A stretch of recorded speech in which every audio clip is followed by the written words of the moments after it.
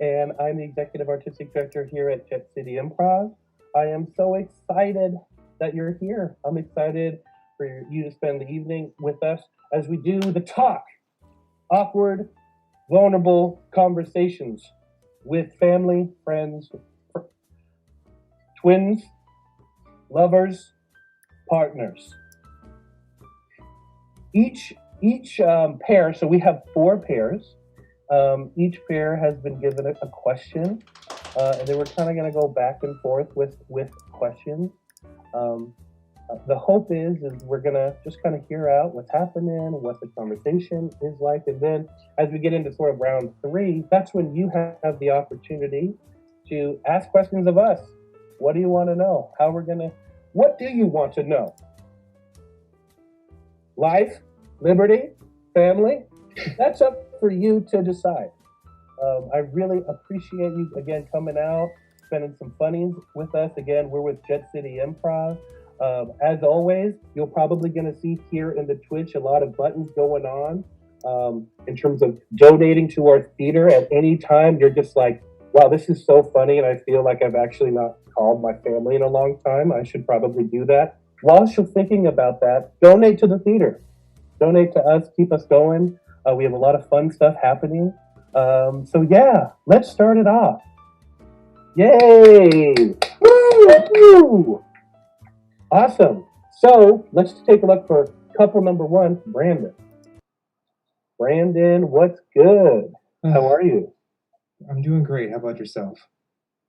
Awesome. I'm doing great. Well, why don't you share with us a little bit about who brought your guest? So I'm Brandon, and this is Andrea. We are dating. We are partners and other. We live together, roommates, partners, roommates. We're also friends. Friends. All the above. Yep. Okay. Well, Brandon, why don't you ask away your question? So, out of the 2 of us, which one's the sexiest? Me. That's it. That's quick. That was Why? He said that though. He said that before. He's the cute one and I'm the sexy one. That's how we work. That's fair. The yin to my yang. Okay. Brandon, how are you feeling about that? You know, I think it's pretty accurate. I feel like if I'm ever sexy, it's usually by accident. Like it's never usually something I'm trying to exude. But I look pretty cute sometimes. Yeah. Like when I get a haircut. Yeah. Andrea, what do you think about that? I think it's right. And that he admits it just tells you how honest we are with each other. There's no secrets here. Okay. I get the wrong time. Yeah, when are we supposed to drink? When we don't want to answer a question, or just the whole way through? Just make it very lubricated. I would say the latter. Yeah, I absolutely think the latter. Okay. Got it. So the goal is to just get drunk during this. The goal is to have a very personal, fun conversation with the Okay. loved one that you brought, and also drink. Okay. If it gets too personal, if you're just like, out of the 2 of you, which is the sexier one, and you're just like, wow, I think I am, and then you're just like awkward about it, and then your partner's like, no, I'd rather drink. That could happen too. Yeah. Okay. Thank you for answering that. Awesome. Cool. All right, let's take it on to couple number 2. Rebecca. Hi, you guys. Hi. Good. Yourself and your wonderful guest that you brought. Yes, these are my parents. So excited that they're here. We actually spent the whole day today wrangling our dogs at the dog park. And then also I took a nap at their house and was very confused when I woke up. So it's been a good day for me, for sure. So yeah, these are my parents and I have a question for them. Yeah, go ahead. So the question I have is, what is your most treasured memory of me growing up? And I would like you guys to do it separately if you can. It's, for me, this is like trying to pick a favorite diamond out of a box of jewels. There's just no way. No way that I can give you one specific moment, because I was proud of her when she was 3. I was proud of her when she was 12. I was proud of her when she walked through some of the hardest times I've ever seen a person walk through. And I'm proud of her every day. So how do you pick that special moment? Okay, great. Dad, please say softball. No, actually, it's, again, having lived a long lifetime with you, and the most precious thing for me isn't just you only, but it's your participation with your sisters. I was very blessed throughout the years as we go to a restaurant or something and sit back and watch the three of you interact and just have a blast. It was the most fun thing just to sit there. And I mean, it's almost like being at an improv show where there's just things going on all the time. And we had people come up to us afterwards say, your family is special. We just see the love that you have for each other. And that's what is so precious. More than any other memory I have of you is that you and your sisters love each other and just exude that out to the world. Well, that's why I invited them. Wow. I love that. Thank you, Susan and Kevin. That's Susan and Kevin. Hey, awesome. Wow.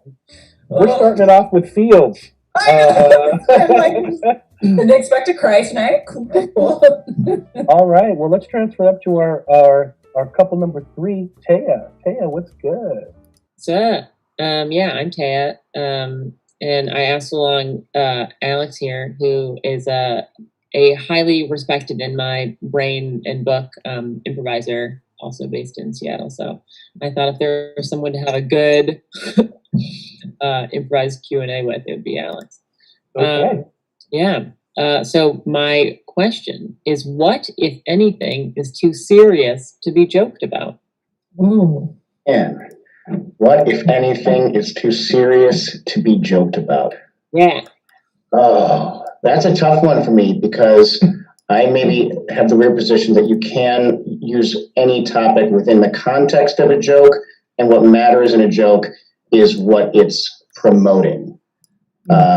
So in other words, there's some jokes that are bad because they promote bad things, but I don't think there's anything that can be included. Some of my favorite jokes are awful. Like, they're just really awful. It's how I do trust falls with people, essentially. Like, early on when I meet somebody, I'll I'll be like, hey, you want to hear the worst joke ever? And I'll whisper like a really awful joke. And to me, it's the reason for that is I don't know if this is a thing among, those folks who do comedy, but it's like, it does feel like you're trust falling. It's like, if you can like me after a terrible joke, then we trust each other. We have each other's back. That said, I've thought about this about jokes a lot, that what would determine whether or not a joke is bad is not what the content of the joke is, but what presumably it's advocating for. Yeah. I think I would agree with that.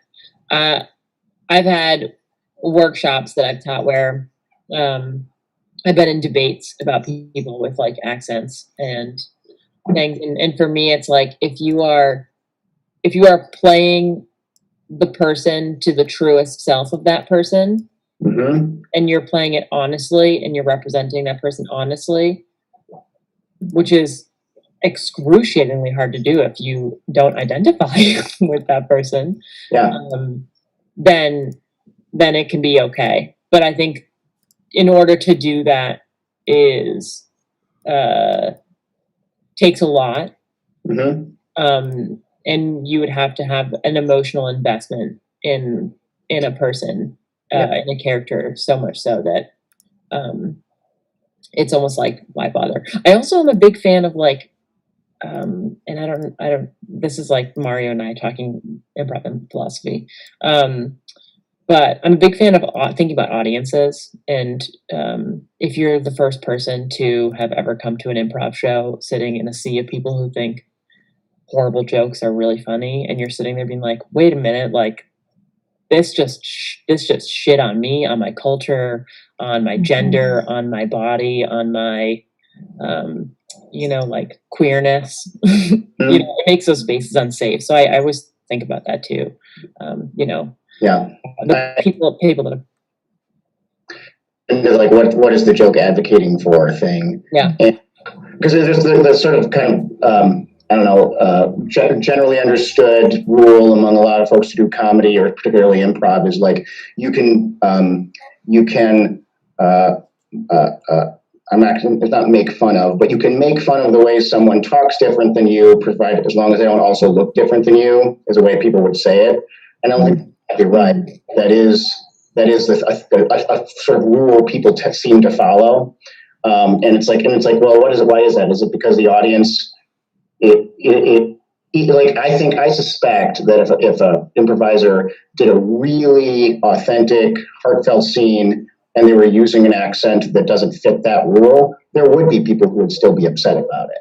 And so what does that mean? Does that mean I don't know what to do with that. So, but I've always kind of gone, well, let's just go with some approximation of that approach. Yeah, I love that. Awesome, thank you. Now we're going to take it to the last couple, the last group, which is me. And I have a special guest with you, someone that is my blood, is my partner in crime, as we shared the final dance before life. And that is my twin brother, Stefan. Stefan, what's up, bro? What's up, bro? Just sitting in the closet in my house. Well, bro, I just want to acknowledge this, but you're a new dad, so potentially you might need to bounce if baby calls. So I just wanted to say, cool, thank you for being here. Of course, yeah, baby timer. I'll be here as long as I can. Out of the two of us, who is the sexiest? You. Wow, that was that easy? Like, you that serious right now? I actually, because, like, here's my insecurity, is I know that I'm the sexiest, but by Instagram standards, I mean, you ran that, like, you live in Los Angeles, right? So you did that, like, 24-miler, is that right? Oh, the marathon? Yeah, what was that? How many miles did you do? 26.2. Okay, cool. Yeah. So what I'm trying to get at is, and I guess we're just gonna get real, is you know that we talk about body a lot. We talk about like how to get fit, how to get swole. But I mean, I guess in beauty standards, I mean, I would always think like maybe you the sexiest, but then I'm glad that you acknowledge that I'm the sexiest. You see what I'm saying? Yeah, yeah. No, I think, I think being sexy, the first part is like acknowledging yourself to yourself that you're sexy. And I think, as a brother, I've always seen you as like the most confident one. Rolling out in, I mean, I've seen you roll out in skirts and, green. Okay, hold on, bro. Let's not. Okay, come on. Okay, hold on a second. Green capes, and just rocking it like, you own it. And, I've always appreciated that. And I thought that was, something that I think, even now I still lack. So, in terms of, when I like envision what a sexy person is, I guess someone who's like really confident. So, yeah, bro. Damn, I had to record that. Thank you. This internet thing is recorded, so I can play during Thanksgiving and Christmas, and of course, because you're a new daddy, just to let your son know. The sexiest. Well, thank you, Stefan, for that. Well, that's the end of round one, y'all. Thank you so much. Let's give a little round of applause. Easy. Thank you again so much for showing up. I'm seeing the Twitch chat blowing off right now. If you have any comments, if there's any questions later that you would like to ask certain folks, just put it in the Twitch chat. And of course, if you got the time, please donate to us. We're trying to do some great things over at Jet City. So let's go ahead for pair number one, couple number one again. Brandon, Andrea. Andrea, you got a question for your partner. Why don't you go ahead and say it? Yeah, I just got it. If a crystal ball could tell you the truth about yourself, your life, the future, or anything else, what would you want to know? Oh my God. Like, I think I want to know everything. But No, you can only choose one. One thing. Will I feel like a winner 10 years out? Like, I think that's probably... I thought it was going to be about me. All right, next group. I'm just kidding. No, I'm just kidding. Go ahead. I don't know, if there's one thing, it's like, generally in life, like, you can recognize if you're in an ebb or a flow or peak or valley or whatever, but do you feel like you're trending towards winning, kind of? Like, do you feel like you're doing it right? Like, are your relationships good? Are you handling your family well? Is your career existent? Do you want it to be existent? Like, all of those things taken into account? Like, should you stay on the same path? Kind of, or just like, hey, have you handled your stuff in a way that you're proud of? Like, are you winning with this? So that's what I want to know. Yeah, that's one thing that Brendan and I actually share is we are a little bit anxious of people. And part of that is we're always like making goals and thinking of the next thing and thinking about the future, that both of us, I think, have a tough time like being present and being like, wow, our life is actually pretty great. Because we always think about like, where's the next place we're traveling to? Like, what's the next job we can get? Like, how can we be successful? And it's great because we're like both ambitious people, but it's also like, we need to chill. Like, what's the point if you don't notice what you're doing? Yeah. Because my big thing is I would ask about the future, of course, and it would probably be like career based, like, what should I pursue, or what am I meant to do, or what's my purpose, so. Whew.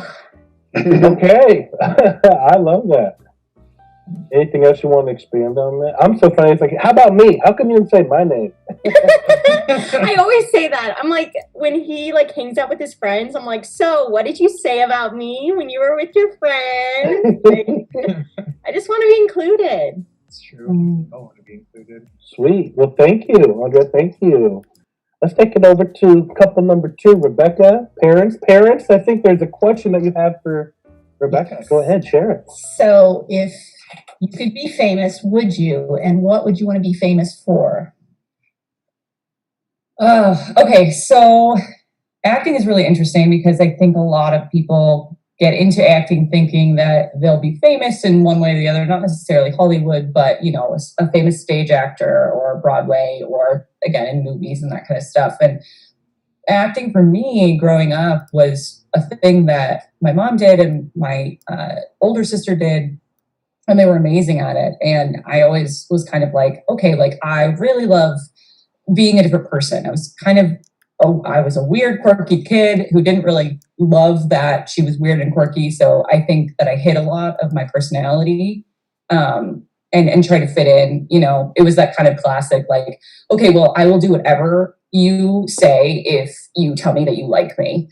And that kind of spurred a lot of like Mean Girls and a lot of harassment and bullying and that kind of stuff to be kind of thrown my way. And so acting was a way to escape that. As I got older and I realized I really loved improv, I had a moment of like, I don't know if I want to act or I want to do improv, but I think I want to do improv because for whatever reason, it was like that one or the other thing. And I got accepted into the Western theater program, and I decided not to go because I, didn't want to follow a career that I didn't necessarily know if I was going to be super passionate about because I wasn't competitive when it came to acting at all. Like I wasn't the person that wanted to go on 18,000 auditions to get one role for a toilet bowl cleaner commercial, which, don't get me wrong, sounds amazing because I can have the cleanest toilet ever and I would get paid in cleaning material. Like that sounds amazing, but I never had that drive. And for a while I thought I was making the wrong decision or not maybe making my parents proud because when I was growing up, I always thought I should go to college and have that career path and that kind of stuff. And what I realized was because I didn't have that passion, and what they had taught me was that you're passionate about. And so as I got older and acting kind of took, in a sense, a back seat because of just different life stuff that happened. And then I started doing improv again.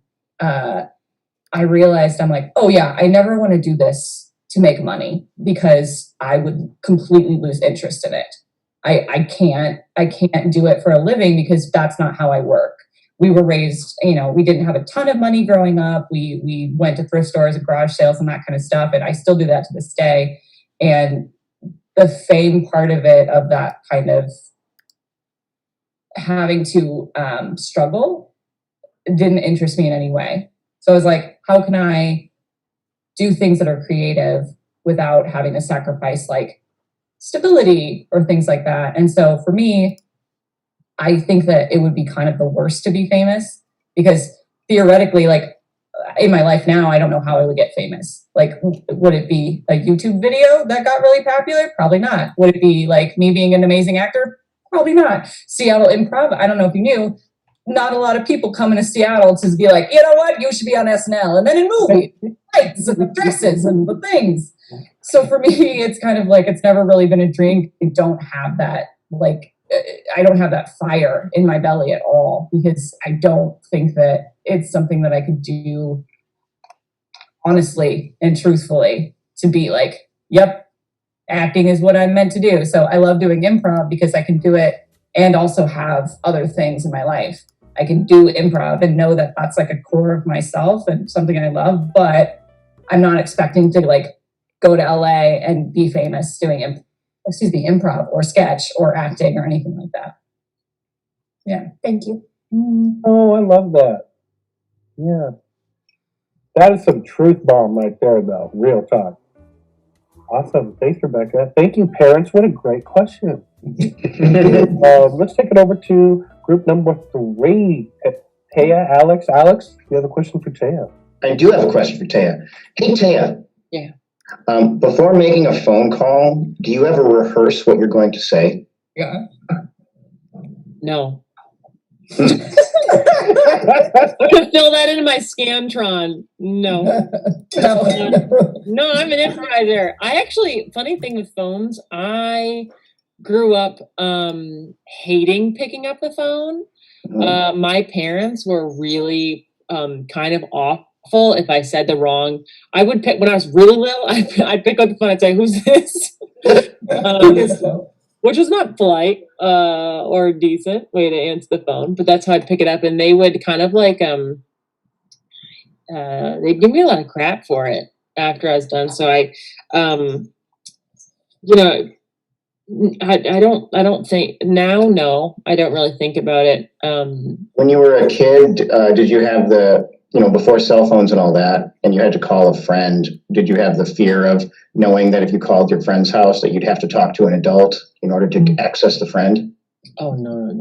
I've been a really just like nuts to the wall kid. I mean, like I was very not fazed by a lot of things growing up. And the people that I would be calling, like even to this day, I mean, I could call my best friend's mom and have a chat with her. Like there's it was kind of like calling family, just because of the dynamic in my town that we grew up in. I still have all their phone numbers memorized in my brain. So like, the only creepy thing is when people would call me. And then, because my dad was a professor and my mom, had a lot of church friends and stuff, would call the house. So remaining proper with them and the expectation of maintaining some sort of like decency, I guess, in talking with them. You had to maintain decency because of the prying ears of your parental units? Yeah. I mean, mainly just like in introductions. They're big, like, while I'm talking on the phone, I'm going to talk to you talkers. So it'd be like, I can't hear them if you, like with the cord, you know, like I can't hear them if you guys keep talking. I'm sorry, I don't know who you are, but hold on. And then my parents are like, can you not? You're talking to them inappropriately, Taya. And I'd be like, how? You just get it. You get it. I don't want to get it anymore. You're the one who didn't want to get up on the dinner table, but the phone kept ringing, so I got it. Now you get it. It's your problem. You take care of it.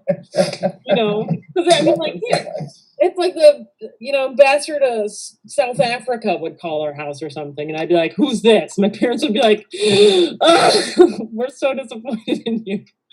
You know. So but for calling people and planning, I actually love talking to people on the phone. Mm-hmm. I love FaceTiming people. People don't, my generation, I think they don't like phone calls. They like getting texted to. I fucking all day, I don't know if I'm allowed to swear. I love all day long. I will call people I haven't talked to in 10 years. I'll do it after this phone call. I'll call someone if they like, you know, when I make friends with you, we're friends forever. So you're family. Yeah, your family, I'm going to treat you like family. Folks even a little younger than you and I are terrified of talking to somebody on the phone because it's never been part of their life. Yeah. Oh, if you wanted to go over to Heather's house, okay, or Julia's house, you had to call 617. You had to call their phone number. You had to call it, and then you'd have to talk to their parents. If you want to have a sleepover party, talk to the parents. Then they would approve. Everyone knew where everyone was going. You know, if you weren't there, they were calling you. Like, you know, there was an order to play dates. There was an order to slumber parties. There was an order to birthday parties. Like, you know. Do you have a childhood friend's phone number still memorized? Oh, I mean, yeah, my best friend and my best friend's mom, I have both of their phone numbers memorized in my brain. I'm not going to say them over the internet because it's problematic. But they start with 617. Mm-hmm. Okay. Yeah. No, I mean, like that. I have a whole Rolodex. My aunt, my uncle's house in Wausau no longer lives in. My mom, my dad, my sister, my grandma. You know, everyone's phone numbers in my head because that was the only way you could. You know, your mom doesn't pick you up from flute practice. What do you do? Yeah, that's funny because the first time I ever called a girl on the phone, I had made a schema of topic conversations. Like if she says this, I'll say this. What happened when she deviated from the list? I lost connection. I love it. I was terrified. So I got over it. But cool. I love that. Thanks. Well, thanks, Alex, for that question. Now it's coming to the final couple. Stefan, it looks like this might be the last question because you got a baby that you might need to go to. Baby timer. What was the question for me? Okay, bro. Your question is, for what in your life do you feel most grateful? Most grateful. You have 10 seconds. 10 seconds? Why? That's so arbitrary. I just start sweating. You know, it's so funny. Sometimes I'll just sweat, but I'm sitting, and you're like, what am I most grateful for? Wow. I mean, this is gonna get cheesy, but I'm grateful that I got to. I'm sorry for the folks. I mean, I'm grateful that I got to fuck up and have a brother with me. I wasn't alone. You feel me? I remember when I would sneak out to go to my ex's house, and who lived a block away, and remember how we would sneak out at the house, and then I don't know out the front door. And I don't know if the parents were like, hey, Stefan, where's Mario? I feel like you would cover me. Totally. And I know that I would cover for you because I feel like you were out all the time. I know you're doing this whole, I'm a good guy and I'm a Let's not forget who got more grounded. Okay? Let's not forget that out of the two of us, I mean, you were Evel Knievel at that time. feel like we were on pretty level ground in terms of, I don't want to say breaking the rules, but bending the rules. You just had like this, you were like school president, and so everyone, believe it. the pedestal, you were with the artists, the jocks, but also hanging with, the misfits at the same time, and I feel like if anyone was a more troublemaker, it might have been you. I just, kind of took the rap for everything. Okay, first off, that is true. I did. First off, I did blame you a lot. And it's so, I'm a Leo. I'm sorry, I'm a Leo, and sometimes you got to hide the evidence. But I will say that in time of quarantine, that I've been reflecting on, like, the fact that, like, when I was growing up and I messed up or whatever, at least I had someone to, like, play with, and to antagonize or do whatever. Because I know when we were growing up, I wouldn't say that we were best friends, but at least we had somebody to occupy space with. And that is sort of been with me as I walk through space now as an uncle.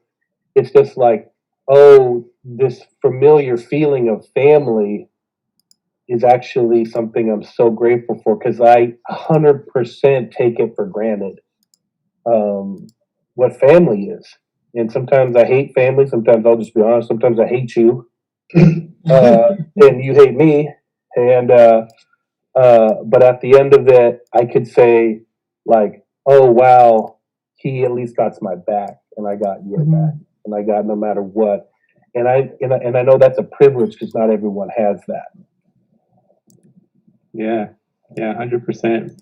Bro, I'm right there with you, and it's funny because growing up, I think we were, we were brothers. I don't think we were that close though. I think when you said hate, you could maybe dislike, but I think we we did not like each other when we were younger. We get in fights. We would. Why are you saying this in front of the? Are we gonna get? Well, the story ends good. I think older. I think our relationship's better than it ever has been. We talk all the time. Now you call just want to see Luke, and he calls anytime he calls. It's mostly FaceTime. He'll be looking at it and he'll be like, "Where's the asset?" That's so true. I remember I pile drived you when we were a kid, and I broke your front teeth. And I did that because I remember you were like, I don't know, you were on me for something, and I was like, I just have to show my brother that I can overpower him, just to check it, right? And I remember I broke your front teeth, and I saw your face, and like my trying to be all tough and stuff just like shredded away, and I felt like Squirtle, who like this cute little Pokemon, like, oh my god, I'm so sorry. Like at like 16, it was just like I'm super tough, and then I saw that I hurt you. I was like, dang, like I remember how bad I felt, and so that's why I keep thinking about familiar and family, bro, because yeah, it's just something that I will be grateful for, and I am just, I appreciate you. Love you, bro. All right, I love you. Dang, this is getting real here at the talk. Getting a little awkward, of course, which is the point of the talk. But I know, Stefan, you might have to go be a daddy, so I'll let you go ahead and do that. Much love to you, and hopefully we'll talk later. Bye, guys. Pleasure. Isn't he so cute? So cute. He's like so cute, and like he does satellites for the military, and I do improv. So that's Mario. Just so you know, we do have a fun fact in common. I punched my sister's tooth out of her face.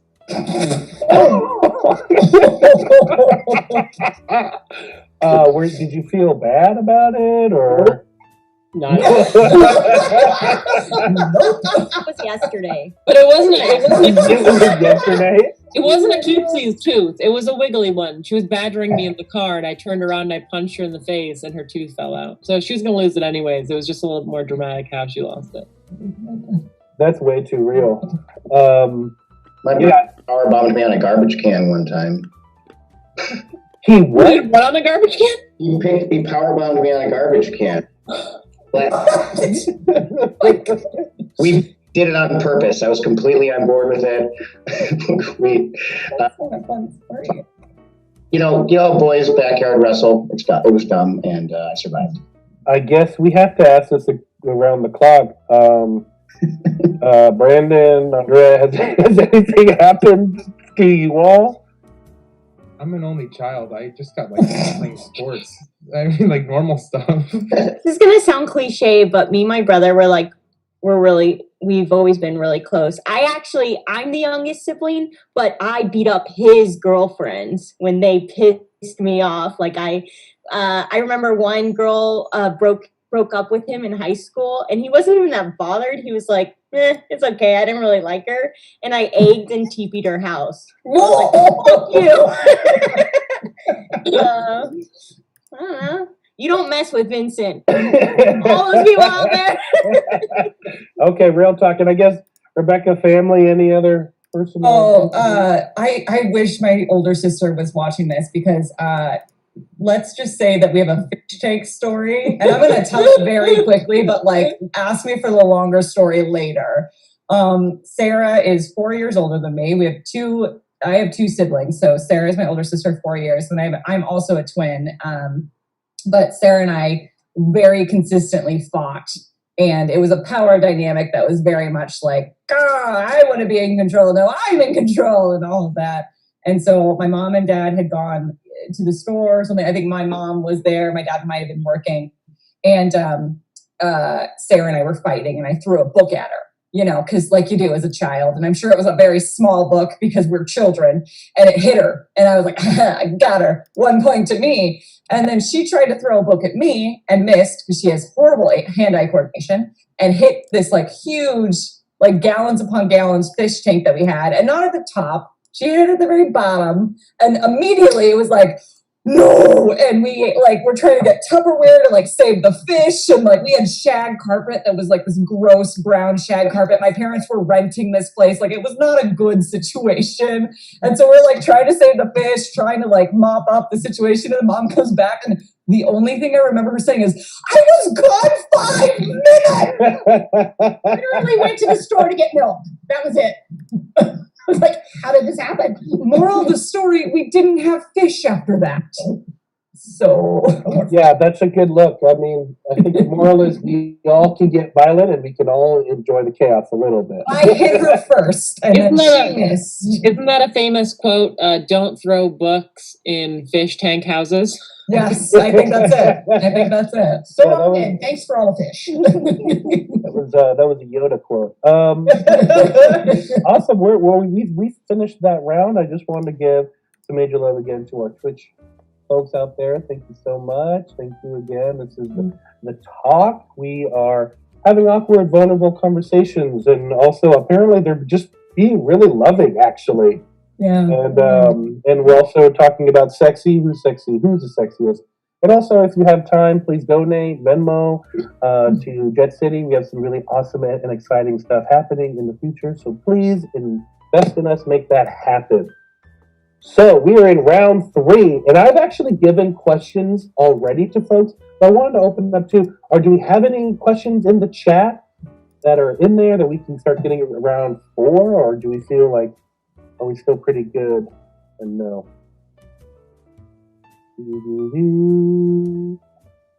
Looks like Alex is checking. Yeah, so I don't see any questions in the chat. It's okay. Twitch people, give us questions for the next round, and then we can kind of continue with round 3. Round 3, Brandon. Hey, taking it away from anger, where was the hottest place that we made out? I hope this is the same question that gets asked to Rebecca. No, it's not. Ooh, no. Yeah, Where was the hottest place we made out? You look a little perturbed. Arizona. Yes, exactly. But no. I don't know. The hottest place. Let me think about this. Do any cross your mind? I mean, I kind of. Any of the many places? This hotel room, clearly. Wait, you are in a hotel room doing this? Yeah, I don't we have are. that bad How of scandalous. Yeah. We want people to see where we live. In Okay. case we get famous off of this, in case it goes viral. No, it's actually a funny story why we're here. We're in Portland right now, practicing safe distancing, not going out. We're actually here for a very specific reason, and that's because it's an interesting story. Brandon Thank you. got art commissioned by this guy, and we're picking it up tomorrow. And the crazy thing is, we met this guy in Venice Beach. We were on vacation at Venice Beach last year. 2 years Did you ago. guys make out? Did you make out there? Okay, that was the hottest place on we Venice went out, by the way. We were at Venice Beach and we met this guy, and he was doing art. He was doing hard to get over his addiction, and Yeah. so he was just selling like prints on the beach. Like He said that art was really something that helped him through his addiction. So he was doing art on the street, and we were like, this is awesome. He's going to be big one day. And we bought a few of his prints, and sure enough, he's big now. And we've been following his like journey, and he lives in Portland now. So I we're love that. picking up a print tomorrow or a canvas tomorrow. Yeah, he's like doing a bunch of portraits for like Black Lives Matter stuff, and I asked him if he would be interested in drawing a portrait of like my hero Roberto Clemente, and he said yes. So anyway, that's what brought us out here. Yeah, we're not traveling because of COVID going on. We're not having a good super time. We're not having a good We're at a silver cloud. We're gonna have the hottest make Hilton, ever you know what I'm saying? You guys have a hot makeout though later, right? in Sure. honor of this show. Yeah. Wait, Yeah. did you This is actually- turning me on right now. You're welcome. Wait, was it Arizona is where the hottest place you made out? Wait, what? Well, wait, did you answer the question? We tried. We I tried. did. I did. If you missed it, I guess don't Venice know. Beach, right? It was very hot out. Sure, we're gonna go with Venice Beach. Sure. Okay, all right. I mean, that's way too funny. And again, I'm actually thankful that you're supporting those local artwork, canvas work. That's a big deal, huh? Yeah, support living artists, people. Amen. Who's the artist? His name is TK. It's TK503 on Instagram.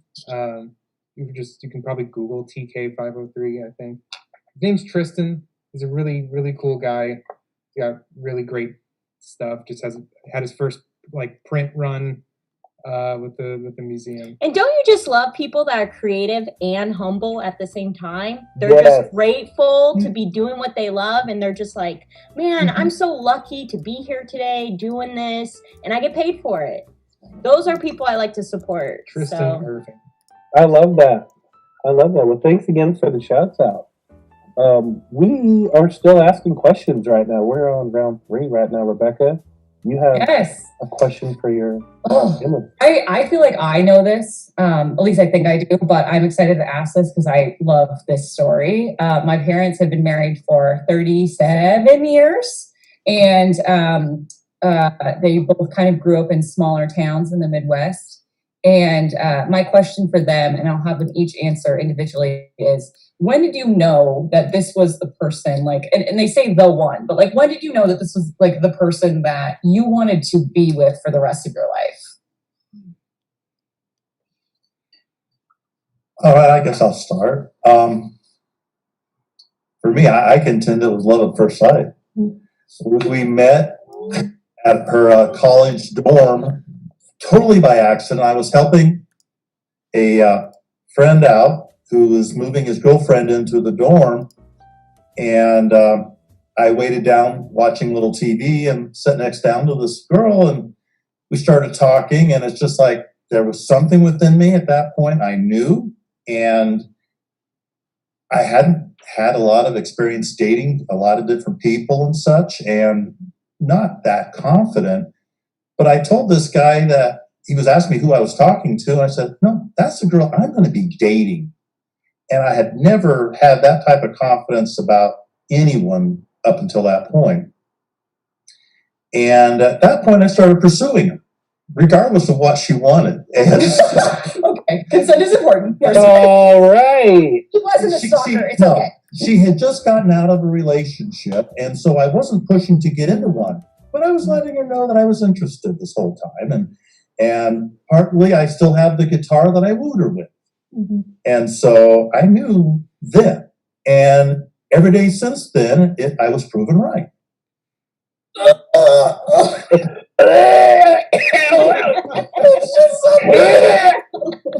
Okay. What song did you Yeah, can you serenade us?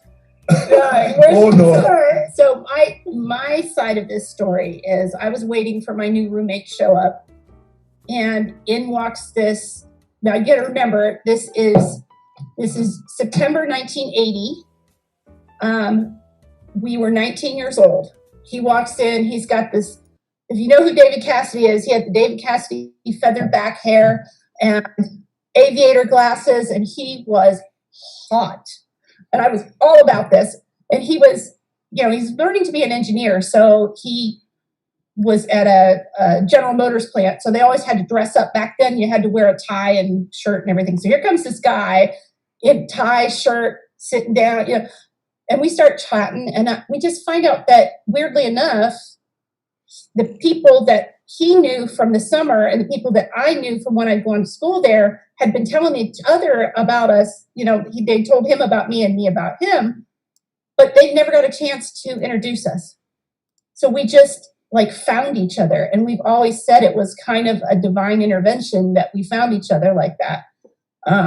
But there was something about him when I started talking to him that, even though we were so different, because I'm a crazy artistic massage therapist, at the time I was a communications major, and he's an engineer. We were absolutely on opposite ends of the continuum, but there was a place in my heart when he sat down and we started talking that just clicked. Yeah, we basically found over the years that we complete each other. We are two halves or two parts of a whole, and without each other, we're not complete. And the weird part of it for me is that if you'd asked me when I was 19 what the perfect man would have been, it would not have been the description, but as we have grown older together, he is the man that I've always wanted to be married to.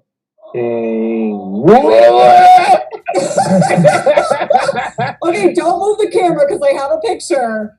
Oh my gosh. Yes, Susan and Kevin. Yeah. Like a young Kenny Rogers. Yeah. Well, I will say, Rebecca, somebody wants your dad to play the guitar. Yeah, I mean, No.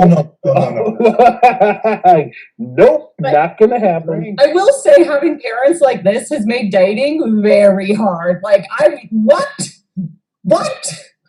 The expectations are very high. So he had this 12-string guitar that he would wait for me. I would go to this meeting every Monday night, and he was always waiting, and he would walk me and the girls that were in this meeting back to the dorm, and he would have his guitar with him and just kind of play. And I called him my traveling troubadour. He was a boy, and he still is. Just so good. It's so cute. I mean, Rebecca, firstly, from all of us, your parents are amazing. Right? I know. And also, they usually cook for you because they're real good cooks too. So. Oh, is that right? Yeah. Okay. When COVID is over, come on over. Everybody that's watching, you have an open invitation, knock on the door, we'll let you in, you're fine. I don't live here, but I'll let you in somehow, I don't know. Okay. Well, thank you for sharing that. That was pretty pretty beautiful. And again, from all of Where's the that. hottest place you guys made out? And don't get stuck on the semantics like me. I'm so excited. And I was thinking making out, and I'm like, oh wait, those are two separate things. And then my brain was like, ah. Okay, stop for a minute. First kiss. I kissed him on the back steps of my dorm. That was my first kiss with him. I asked him, it was like the best kiss. Cheers. Can we just do a cheers to that? I just want to do a nice little drink to that. Can we at least see some air guitar? Yeah, Dad, can you do some air guitar? Bass player, so I play, including upright bass. Awesome. So, I'm actually trying to relearn how to play guitar. Fingers are meant for big strings, not skinny strings, and so I'm learning.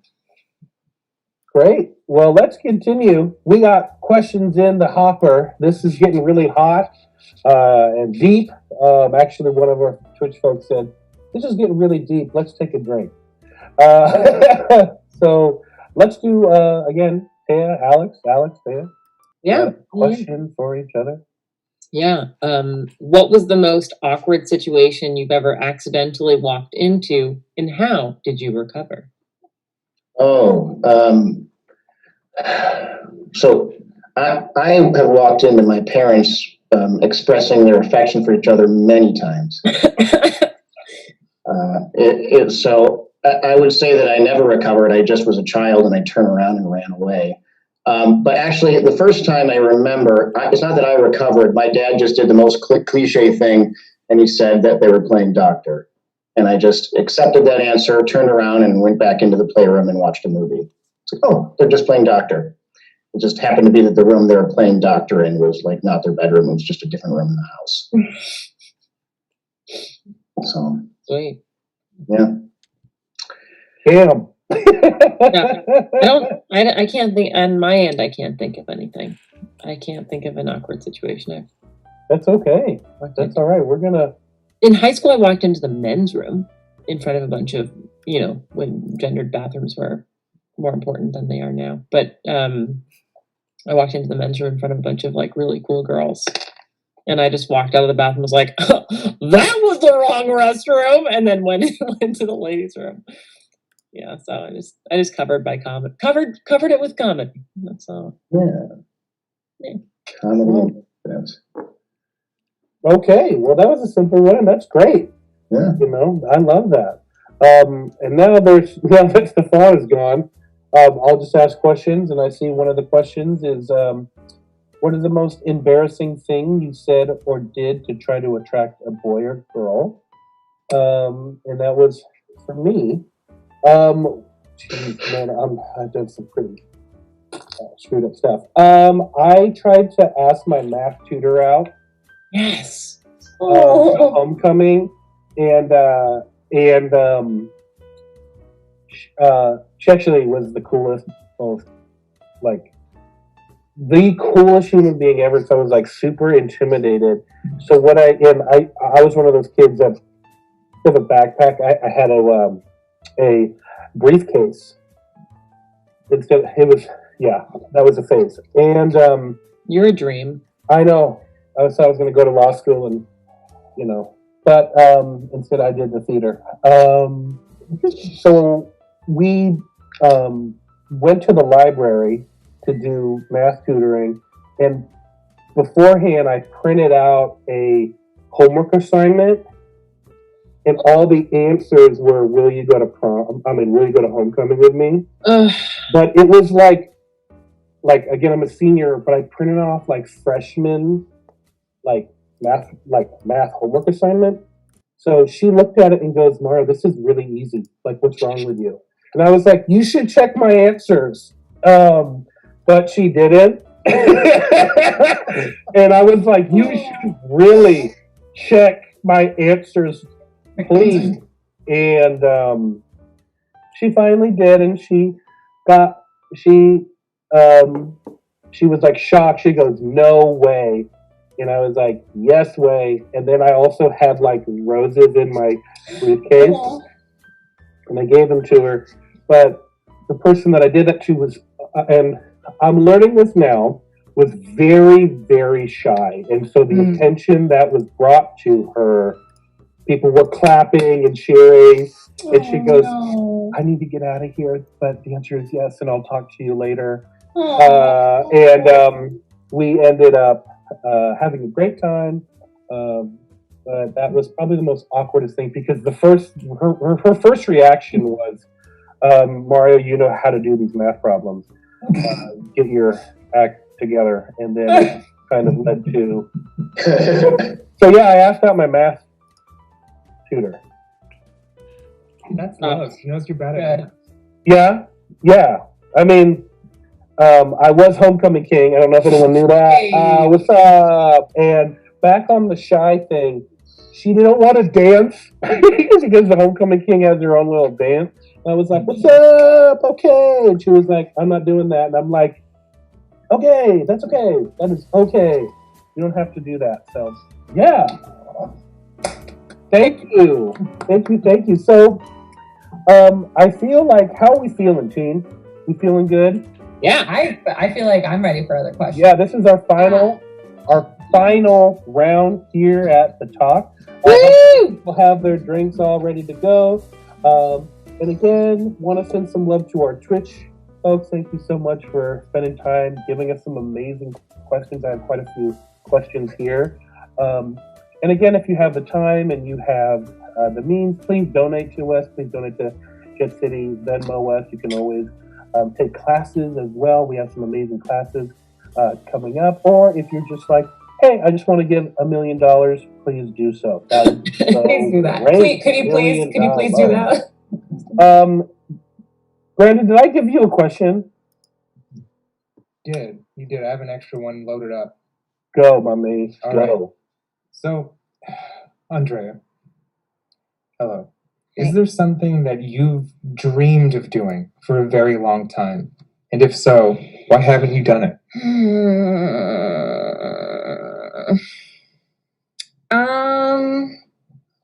There's a lot of things I've dreamed about doing. I'm a big bucket list maker, and I have a 5-year plan. I try to complete things.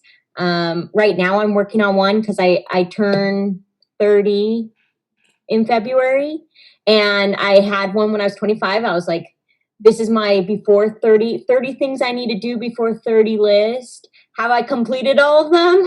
Nope.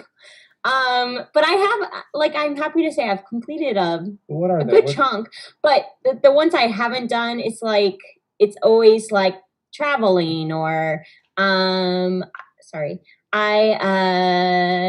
always wanted to like write something. Like I have had a goal of getting like writing published, which I have done, but it's like I've been wanting to do more creative stuff, but like what's that next level of writing that you haven't done? I think it's like writing a book or okay. Why haven't you written a book? Because I just don't have a good idea for one.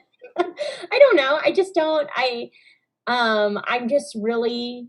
I think like a lot of people who try to do the arts, I'm very critical of myself. Like, sure, my grandma to this day talks about a poem I wrote when I was 5, but I like don't have that like same faith in myself as like other people do, or like think I'm as great as like my grandma or my mom. Do you really want to write the book then, or do I you don't want to know. say you wrote the book? No, I do want to do something like that, or in travel. I just have like a bunch of things that I want to complete. It's hard to choose one because it's just like so much. And now I'm having an existential crisis. Thanks, guys. Okay, there's a drink right there. You're welcome. So much to do, so little time. Yeah, once you turn 30, it's done. Life is over. No, wait a second. No, it's not like that. I like to do 5-year increments. I think it's good, to do like short-term things. Do you have one? Do I have one? Yeah. Oh God, yeah. The question wasn't for me though. Well, Brandon, go ahead. Share us some love. Share us Yeah. some love. Okay. I mean, I do also really want to do something. I'm not writing a book. I want to run for office at some point, but I haven't because I mean, I guess the biggest reason is like I'm a Seattle transplant, like 40 some odd % of us here, and I guess I don't quite feel like I've hit the threshold of being I don't know, a part of the community to the point that people won't. I feel like in order to be successful in Seattle and Washington politics, like you have to really be, from the zip code you're running in. Otherwise, people think that you're like a DC like sellout who's just coming here to be opportunistic. But like, I really do care, and I didn't choose to be like a little desert boy who ended up in the trees, but this is where I'm at, and I love these trees, and I do want to protect them. So I do want to run at some point, but I guess it's just that like that imposter syndrome. Like I don't feel like I'm from Seattle, but I'm not, and that's okay. But like none of us are really from here, so like I guess when will I get over that? I don't know. I think all of us on this call aren't from Seattle originally. Claire is, but she's not. Mario, maybe. I'm so sorry. That's okay. Mario is. I mean, I'm from Lake Forest Park, which is a very different. Third Place Books. Love that place.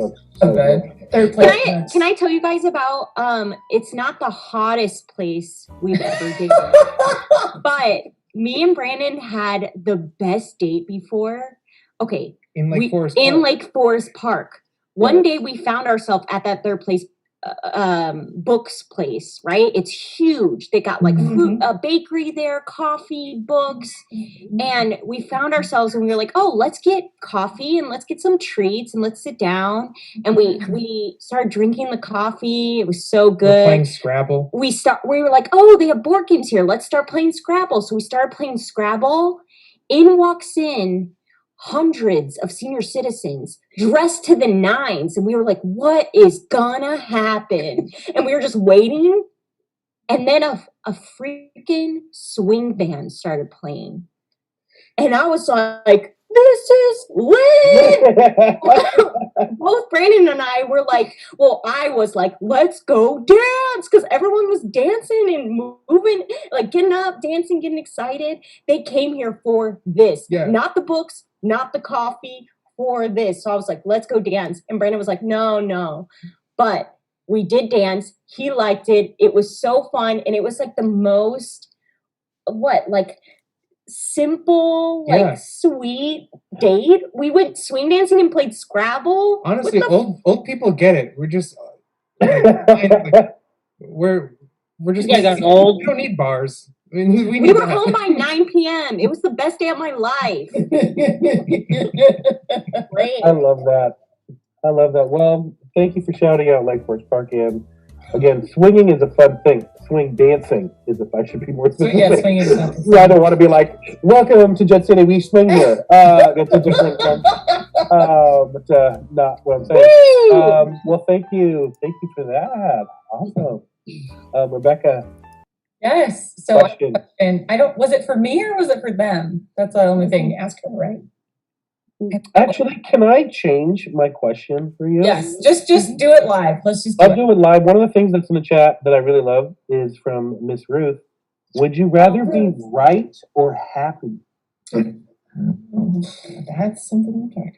Yeah, and again, there's a little drinky if you don't want to answer, but I'm curious about. No, I think I'll answer first, and then I would love to have you guys. I think my parents have done a really good job at being able to explain that being right isn't actually good necessarily, and I say that to be transparent. And I had a lot of anger when I was growing up.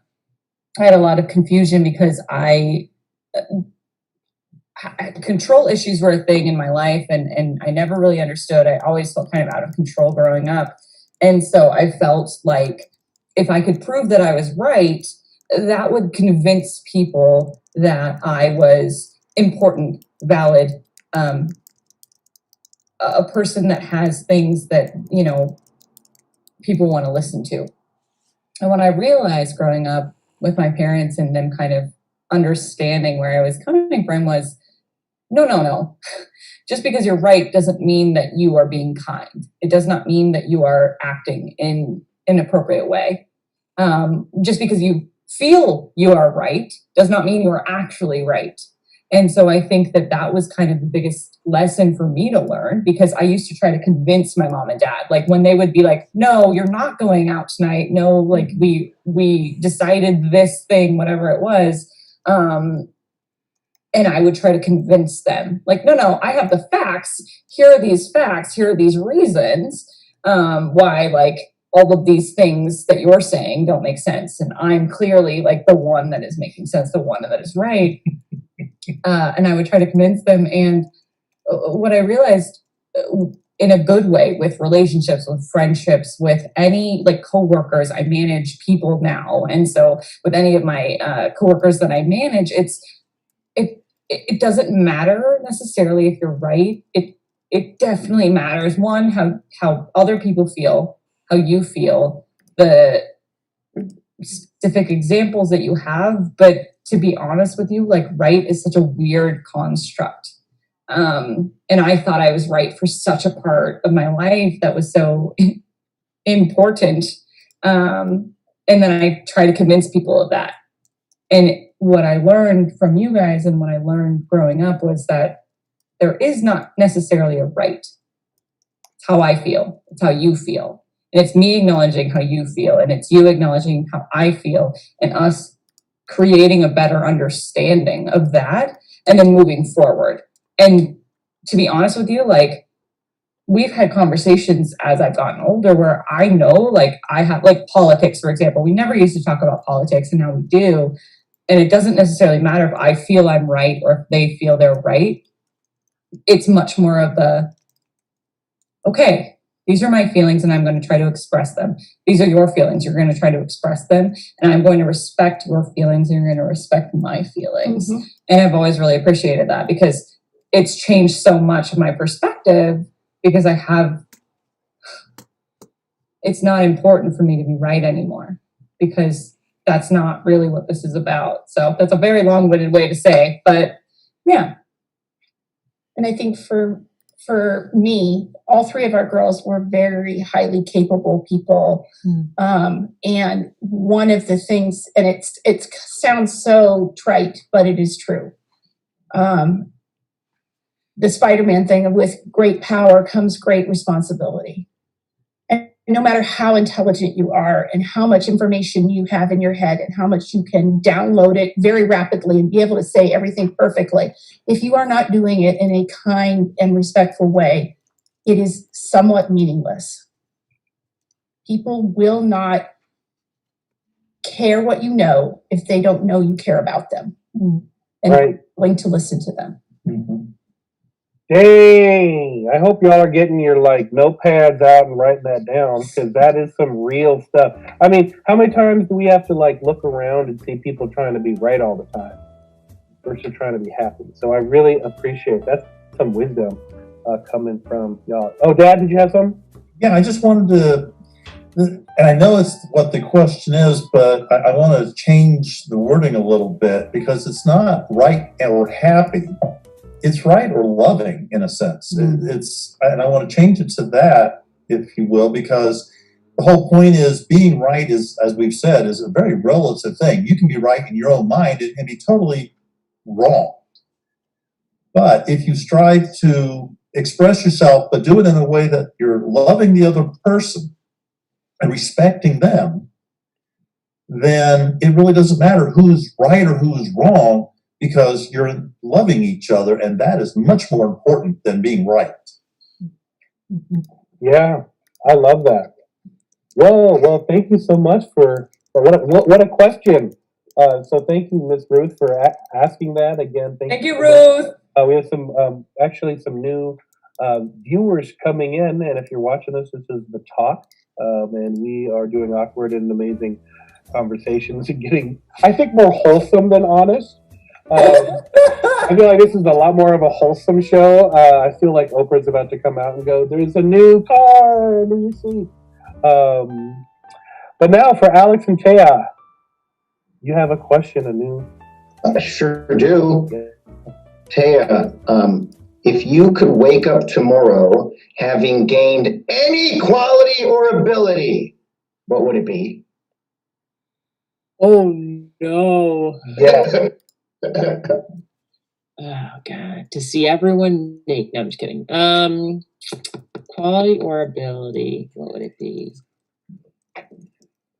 Like I can do magic?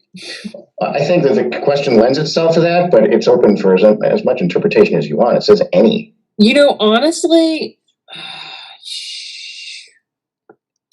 this is where the Libra in me comes out, because like I could be real selfish with this, but then I feel really guilty about doing something selfish. So, you know, I think just to heal. If I could wake up and like put a hand on a shoulder, not like Jesus, you know, but kind of, yeah, like a while ago, like I took a tour, which also sounds just kind of weird, but you know, things that white people do. We went to a church and you got paired with someone who was homeless, and they gave you like kind of a tour of the city from how they see it. And the whole reason why this person was homeless is because he had medical bills. He also had a family that they all lived in houses, and he had kids that, you know, had kids and lived in houses. Were totally financially stable, but because his integrity, he didn't feel comfortable asking them for help. So he was just like homeless in Boston. And it was all because of medical stuff. You know, like we live in a really awful, we're one of the only countries of like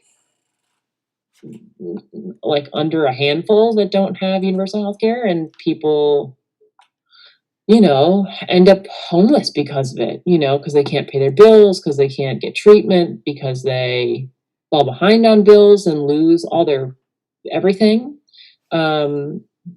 You know, so just like the ability to just heal people in need. In a practical sense, what would that look like? Would you put your hand on a person's shoulder and then they get healed, or would like light come out of your hands and then like everyone is healed? No, I think I don't know. That's a rough one. I think Claire just walked by in a towel. Yeah, no worries. Claire's right there. Woo, Claire! Get out of here! Get out of here! Can you demonstrate the healing power on them? No, Claire's I don't know if you know, Claire's in a towel, so I'm gonna have her go upstairs and change. We don't know, and that's inappropriate. That's not this kind of show. That's the After Hours talk show. It's a rough one because, you know, if you're doing the Jesus thing, you got people lining up at your door. I mean, we're really getting logistical here. You got people lining up, people hunting you down, people kidnapping you because they want to have you, like, you know, on retainer, chained up. So yeah, maybe like a Shazam. So you would be selective with who gets healed, how much they can do for you, what can you provide for me, and that's how you make it lucrative. No, I don't know. That would be terrible. No, I think maybe just doing like you are healed would also be problematic, because then that, you know, saves people who probably don't deserve that.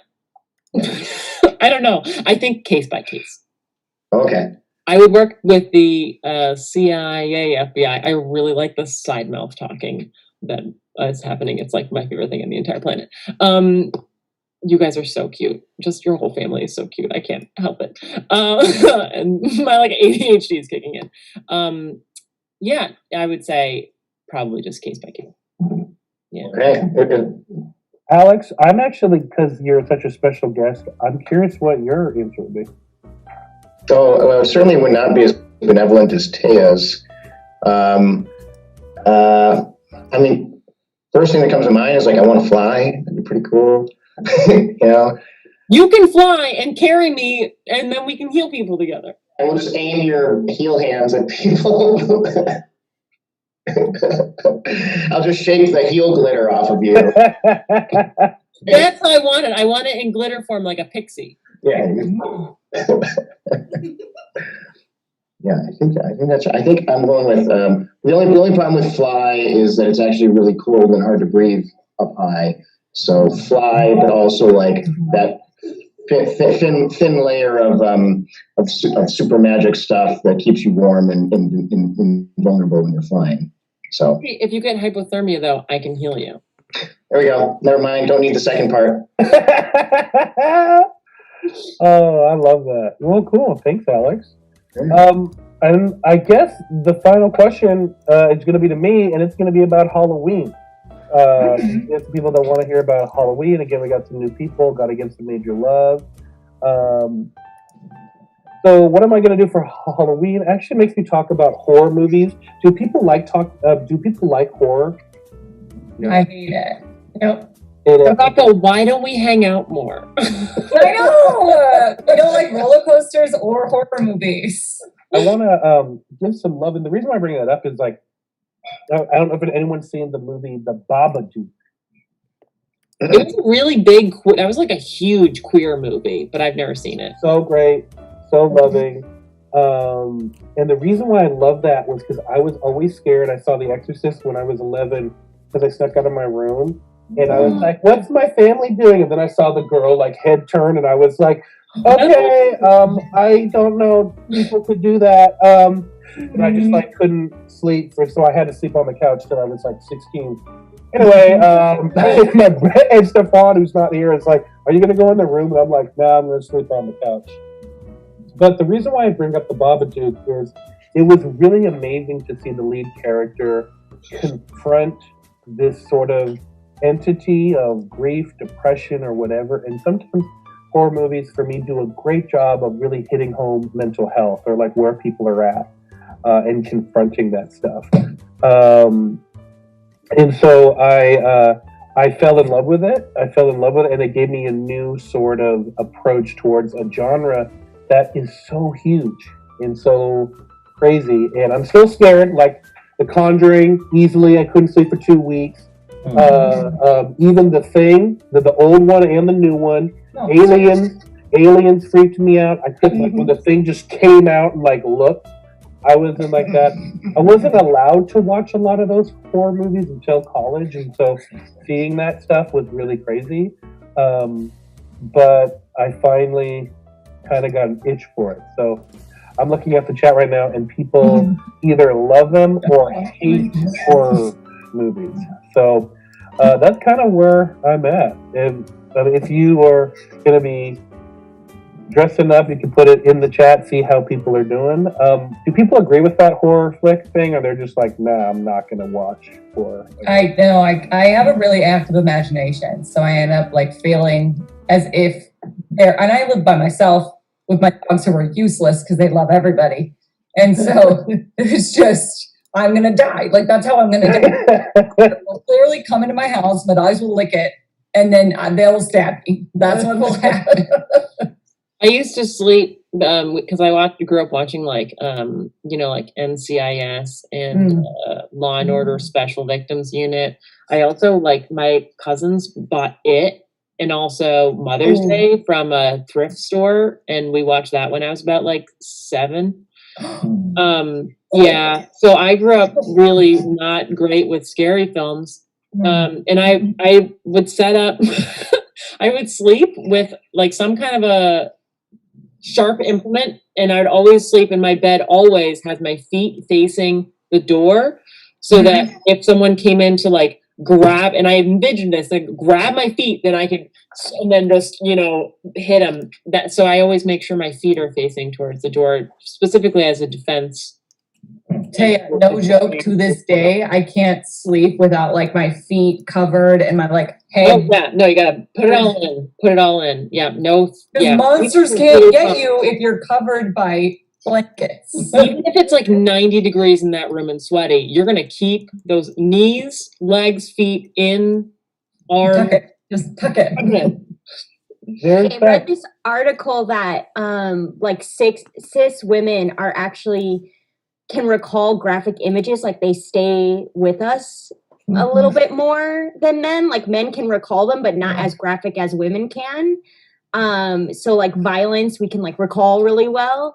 But I'm like with Mario, like I wasn't allowed to watch those when I was a kid. And since I became an adult, it's like, it hurts so good. Like it's like when you drive like across, like you come across a car accident, like you're like, don't look. You don't want to look. Don't look. It's not good for you to look, but you're like, oh, I gotta look. I just gotta do it. It's like that itch you gotta scratch. So, and I also think it's like preparing me. If any of those supernatural things come up in my life, I just know what to do. It's the opposite of what the people in the movie do. Real. Just always go into the attic and into the basement. If you hear a noise, just go. Don't question it. Just go in there. You know, just go. Real. Brandon, did you have anything for that? Oh yeah, I get no joy from horror films. What's going on with y'all? Like, there's two kinds, right? There's the jump scares where everything's all like impractical and supernatural, and like those don't bother me because like I feel like I'm very well equipped for ghosts. Like I feel like there's a very low probability that I'm gonna encounter any of these things, so like I'll be fine. But people always say like, oh, if you're into horror, you should like watch Get Out and stuff. But like, honestly, I'm a little more scared of movies like that because to me, like, there's a bigger chance that I'm going to end up in a strange house full of like nice white people, and like it's not going to work out for me. Like that might happen, but it's not going to happen that like someone's going to pop out of my closet with like a wolf for a head and like scissor hands. Like I'll be fine. Okay, first of all, I would watch that movie 100%. Scissor Wolf? Are you kidding me? Scissor Wolf. Yeah, well, I don't get it. I watch things that make you smile. Scissor Wolf is either a really scary movie or a really clear game. He's like a very, very happy neighborhood barber, or extra hairy, or a gay romance Halloween. I love that. Right? Is it the fanfic of Scissor Wolf? Maybe. Yeah, he's right. You're beef for Scissor Wolf. You're welcome. Look, Scissor Wolf. On it. Well, I think I would like to close on that. This was supposed to be a 40-minute thing, but it became such a wonderful, great conversation as we kind of dove in. I want to just say a huge love to the folks in the chat who continue to be with us. But more importantly, I want to give love to the people that were participating. Rebecca, parents, Brandon, Andrea, Alex, and of course, who's not here is Stefan, my brother. If you're interested in more content, we're doing the talk in November. You can always check out Jet City online and see the classes that we're doing. You can donate to us. Again, this is Halloween, so from all of us, just make sure that you are being safe, you're being responsible, because I know during COVID times you want to go out there and bust a move with your friends. Bust a move at home and chill out. And of course, we could not do this without the amazing and wonderful Odessa. So if we can give Odessa, our marketing manager and our producer, some love. Thank you. Yay, you're the best. So from all of us here, thank you so much and have a great day. Cheers. Cheers, everybody. Cheers. Bye. Bye.